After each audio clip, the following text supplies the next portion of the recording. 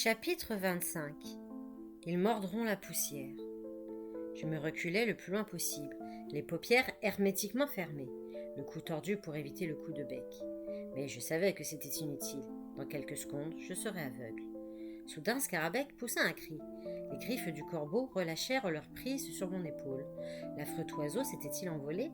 J'entr'ouvris un œil. Je découvris avec étonnement qu'il gisait à terre, à côté de moi. Il ne bougeait plus. Ses yeux grands ouverts avaient l'aspect du ver. Que s'était-il passé? Était-il mort? « Tom a mal !» cria de nouveau Alice. « Ne lui faites plus jamais de mal !» La sorcière contemplait le corbeau inerte d'un air incrédule. Puis elle pivota vers Alice. « C'est toi? C'est toi qui as fait ça ?»« Vous n'avez pas le droit de lui faire du mal !» rétorqua Alice. « Il ne le mérite pas. Pourquoi ne pas m'arracher les yeux? À moi !» Scarabée tira un couteau de sa ceinture et marcha droit vers elle. « C'est ce que je vais faire, gamine. Je vais m'occuper moi-même de toi. » Quelques mages rirent, bien que sans conviction.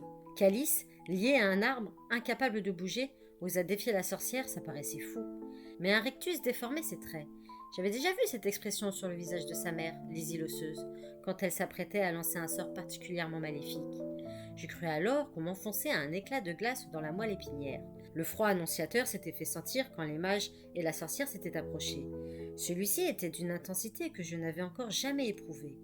Stupéfait, je vis Alice libérer ses mains de la ficelle qui la liait à l'arbre, arracher le clou qui retenait ses cheveux et se dresser devant la sorcière. Le sang dégouttait de ses poignets lacérés, mais elle ne semblait éprouver aucune douleur. Elle souriait, d'un sourire rempli de malveillance. Scarabée eut une seconde d'hésitation et abaissa son couteau. Alice lui tourna le dos, se pencha vers l'arbre. Que faisait-elle? Quand elle fit de nouveau face à la sorcière, elle lui adressa un regard noir. Scarabée rugit de colère et se jeta sur elle, le couteau levé. Comme elle me cachait Alice, je ne vis pas ce qui se passa ensuite, mais elle porta brusquement une main à son visage en hurlant, puis elle vacilla et tomba à genoux. Alice éclata d'un rire hystérique, tandis que la sorcière se relevait, chancelante. Semblant oublier Alice, elle revint vers moi. Elle tenait toujours son couteau, et malgré son pas hésitant, ses intentions étaient claires. Elle allait me trancher les pouces. J'étais terrifiée, mais quand elle fut assez près, je compris pourquoi elle avait hurlé. Un clou était enfoncé dans son œil gauche, et le sang dégoulinait sur sa joue. Alice avait dû arracher le clou du tronc avec ses dents avant de le lui recracher au visage. Elle avait bien visé. Scarabée approchait toujours. Mortellement blessée ou non, elle avait encore assez d'énergie pour se servir de son arme. J'étais à sa merci. Un grondement se fit alors entendre dans les profondeurs de la terre, et le sol trembla. Au-dessus de ma tête, les branches s'agitèrent comme si l'arbre était secoué par la main d'un géant. Conal poussa un cri qui me glaça jusqu'à la moelle. Saisie d'effroi, la sorcière leva la tête, mais le danger venait d'ailleurs. Brusquement, la terre s'ouvrit dans un énorme craquement. La fissure s'élargit, courut vers Scarabée à la vitesse d'un cheval au galop. À la dernière seconde, elle tenta de s'écarter. Trop tard. La terre l'avala et se referma avec un choc sourd qui résonna longuement, ne laissant visiblement que les doigts de sa main gauche. Une nuée de corbeaux s'envola avec des croassements affolés. Le sol sous mes pieds se liquéfia, ondula, telle la surface d'un océan roulant ses vagues dans la forêt. Le phénomène irradiait de l'endroit où Alice se tenait, psalmodiant un sortilège en ancien langage. Les mages et leurs hommes s'enfuirent en désordre. Les arbres s'inclinaient à des angles impossibles, leurs racines violemment délogées de la terre où elles s'ancraient. Soudain, tout se calma, tout se tut, comme si le monde retenait son souffle, épouvanté. Un seul son emplissait le silence, un seul être se mouvait. Alice tourbillonnait sur elle-même, les bras étendus, les poignets ensanglantés. Souriante, les yeux fermés, elle dansait sur l'herbe et fredonnait entre ses dents. Puis elle chanta juste assez fort pour que je saisisse les paroles. Une couronne de roses, une poignée d'épines, un éclat de rire, un froncement de sourcils, et tous, ils mordront la poussière. Elle pouffa et répéta la dernière phrase avec satisfaction. Et tous, ils mordront la poussière.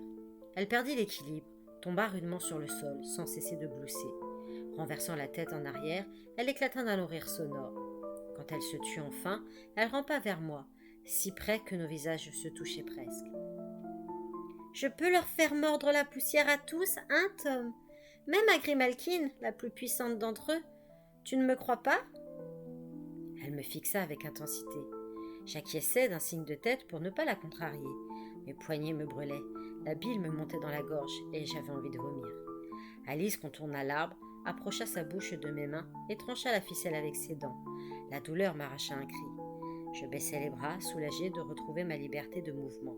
À cet instant, cela m'était parfaitement égal qu'Alice eût fait usage de la magie noire. La vie m'était rendue quand je me croyais sur le point de la perdre. Alice encercla mon poignet gauche de ses doigts. Je ressentis un vif élancement, aussitôt suivi d'un picotement du bout de la main jusqu'aux épaules, et la douleur s'apaisa. Elle fit de même avec mon poignet droit. Puis, s'accroupissant, elle me saisit à bras-le-corps pour m'aider à me relever. « Tu te sens capable de marcher ?» Je fis signe que oui. « Alors filons. La terreur ne va pas tenir les fuyards éloignés longtemps. Ce sont des mages, habitués aux manifestations de l'obscur. » Je l'observais. À part la couleur de ses cheveux, elle semblait être de nouveau la fille que je connaissais. « Tu vas bien ?» demandai-je. Elle se mordit la lèvre, les yeux brillants de larmes. « Bien ? Je ne serai plus jamais bien désormais, Tom. Mais je veux rester avec toi. Je le veux plus que n'importe quoi au monde. C'est ce qui nous a sauvés tous les deux. »« Il faut que nous parlions de tout ça, » dis-je en soupirant. « Où as-tu puisé un tel pouvoir ?»« Pas maintenant, Tom. Rejoins-moi dans ma chambre la nuit prochaine, et je te raconterai ce qu'il est possible de raconter. C'est vrai, ce que tu as dit hier. Tu as vraiment réussi à entraver le malin ? » ?»« Oui, c'est vrai. Nous voilà libres, Alice. » Elle me prit la main en souriant. « Alors, ça nous donne un peu de temps ? Un petit espace de respiration pour réfléchir aux moyens de nous débarrasser de lui une fois pour toutes ? » « D'abord, il faut retourner chez Farrell Shay, dis-je. Après ce qui s'est passé dans le poulailler, je doute qu'on soit bien accueillis. Tu te souviens de ce que tu as fait ?» Elle hocha tristement la tête. « Je me souviens de tout. J'essaierai de t'expliquer. » Au moment de quitter les lieux, je jetai un coup d'œil en arrière. 4 ou 5 corbeaux picoraient quelque chose dans l'herbe. L'un d'eux s'envola, plana au-dessus de nos têtes avant d'aller se poser sur une branche. Il tenait dans son bec l'un des doigts de la sorcière morte. Je pressai la main d'Alice. C'était si bon d'être de nouveau ensemble. De retour à la maison, il me fallut déployer des trésors de persuasion pour détourner la colère de Shay. Enfin, avec l'aide de mon maître, notre hôte et ses hommes acceptèrent l'idée qu'Alice avait agi sous l'influence d'un sortilège et qu'elle avait maintenant retrouvé ses esprits. Cette première crise terminée, nous décidâmes de ne rien raconter dans l'immédiat à l'épouvanteur. Lui-même, s'il se posait visiblement des questions, ne nous interrogea pas, comprenant que ce n'était pas le moment. Nous n'eûmes pas à lui expliquer les déchirures de nos poignets. Le temps d'arriver à la maison, elles avaient complètement disparu, sans cicatrice. Guérir était un acte bénin. Mais, dans le bois, Alice avait usé de pouvoirs qui ne pouvaient venir que de l'obscur. Bien que complètement exténuée, je ne fermais pas l'œil de la nuit. Au matin, un cavalier venu de Dublin apporta un message. L'épouvanteur vint m'en transmettre la teneur en personne. « J'ai de bonnes nouvelles, petit, de très bonnes nouvelles. L'ennemi a subi une grave défaite au nord de Princeton. Ses troupes se sont retirées en désordre jusqu'à l'extrême sud du comté. À présent, elles quittent le pays. On peut rentrer chez nous, au comté. Je vais rebâtir ma maison, réunir et rédiger de nouveaux ouvrages pour reconstituer ma bibliothèque. » Des larmes brillaient dans ses yeux, des larmes d'espérance et de joie. J'étais aussi heureux que lui. Néanmoins, je redoutais ma prochaine conversation avec Alice. Que lui était-il arrivé dans l'obscur ? Pourquoi ne se sentirait-elle plus jamais bien ? Était-elle désormais une pernicieuse ? La façon dont elle s'était débarrassée de nos ennemis la nuit dernière le laissait penser. Quand tout le monde fut couché, que la maison fut silencieuse, je rejoignis Alice. Cette fois, je ne frappais même pas à sa porte. Elle m'attendait, et je n'aurais à aucun prix couru le risque de réveiller l'épouvanteur qui dormait dans une chambre voisine. Je la trouvai assise sur le bord du lit, fixant l'obscurité à travers les carreaux. Quand elle m'entendit refermer doucement le battant derrière moi, elle se retourna et me sourit. Je pris la chandelle posée sur la table de toilette et la plaçai sur le rebord de la fenêtre. Puis je tirai une chaise et m'assis face à elle. « Comment te sens-tu » demandai-je. « Ça va. Du moins, je ne me sens pas trop mal, tant que j'évite de penser à ce qui m'est arrivé. Veux-tu en parler ? Ça te fera du bien ou ça sera pire ? Que je veuille en parler ou non n'est pas la question, Tom. Tu as le droit de savoir. Après quoi, tu pourras décider si tu veux toujours être mon ami. » « Je serai toujours ton ami, quoi que tu dises, » lui assurai-je. « Nous avons vécu trop de choses ensemble pour partir maintenant chacun de notre côté. Et si nous voulons survivre, nous avons besoin l'un de l'autre. Sans toi, je serais mort à cette heure, mise en pièces par la sorcière, et je servirais de pâture aux corbeaux. Ce que j'ai fait ne peut être défait. Même si je le pouvais, je ne le voudrais pas. Sinon, je t'aurais perdu pour toujours, et me serais perdu moi aussi. Mais j'ai aimé ça, Tom. Voilà le plus horrible. Ça m'a plu d'anéantir cette sorcière. Avant, quand il m'arrivait de tuer ou de blesser une créature de l'obscur, j'en étais malade. Pas cette fois. J'ai aimé exercer mon pouvoir sur elle. J'ai aimé la vaincre. J'ai changé. Je suis comme Grimalkin désormais. Je ressens ce qu'elle ressent. À voix basse, je demandai. C'est parce que tu as passé tout ce temps au fond de l'obscur, tu ne crois pas? C'est ce qui t'a changé. Sans doute, Tom. Et je n'y peux rien. Quand je suis sortie de l'obscur, j'ai pensé que c'était une illusion, que j'étais toujours là-bas.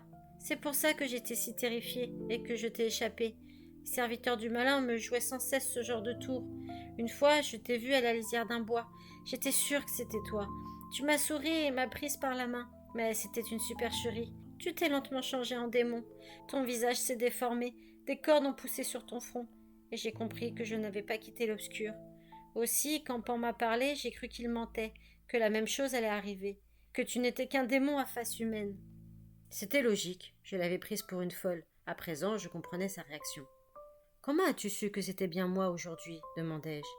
Même lié à un arbre et sur le point d'être massacré, j'aurais pu n'être qu'un mirage. Dans l'obscur, le démon qui s'était fait passer pour toi avait les bras couverts. Mais là, quand ils ont arraché tes manches de chemise, j'ai vu ma marque sur ton bras. Cette marque n'appartient qu'à nous deux. Le malin lui-même ne saurait pas l'imiter. Les cicatrices qu'elle avait laissées sur mon poignet ne s'étaient jamais effacées. Elles étaient le signe que je lui appartenais, à elle seule et à aucune autre sorcière. Une autre question me vint alors. Que s'est-il passé dans le poulailler, Alice? Pourquoi as-tu fait ça? Elle frissonna et je l'entourai de mon bras. Elle mit un long moment à me répondre. Je me dirigeais vers le mur d'enceinte. Je ne songeais qu'à m'évader. Quand j'ai senti la pulsation de tout ce sang chaud, je n'ai pas pu me retenir. Ma soif de sang était trop violente. Avoir séjourné dans le domaine du malin m'a transformée, Tom. J'appartiens à l'obscur désormais. Qu'arrivera-t-il si je suis incapable de traverser une eau courante? Le vieux Grégory saura aussitôt ce que je suis.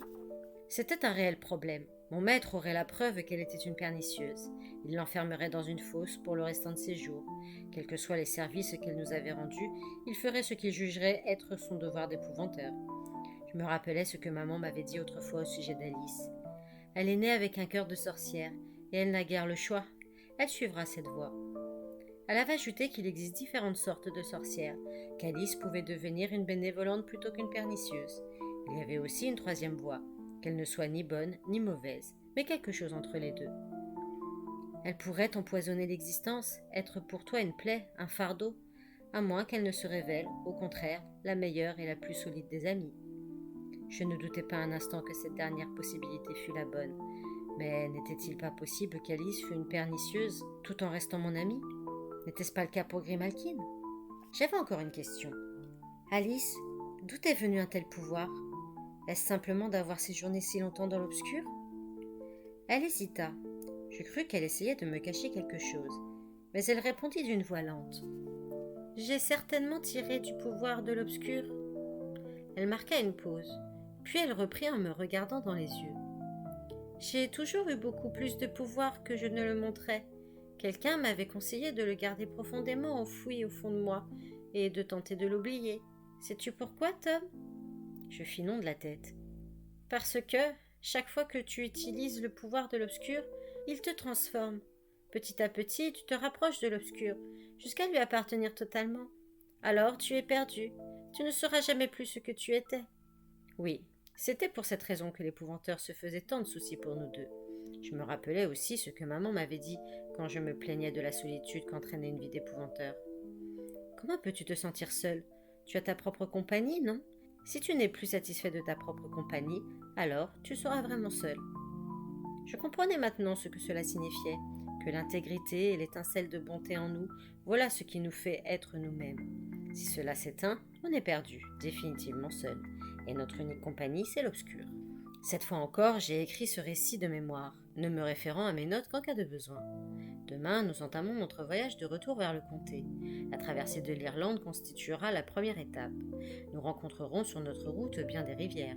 Alice sera-t-elle capable de les traverser? L'avenir nous le dira. L'épouvanteur ne sait rien de tout ça. Il est plus en forme et de meilleure humeur qu'il ne l'a jamais été ces 2 dernières années. Il nous reste encore presque tout l'argent que nous avons gagné à Dublin en débarrassant la ville des jaboteurs. Mon maître compte en utiliser une partie pour rebâtir sa maison. à commencer par la toiture, la cuisine et la bibliothèque.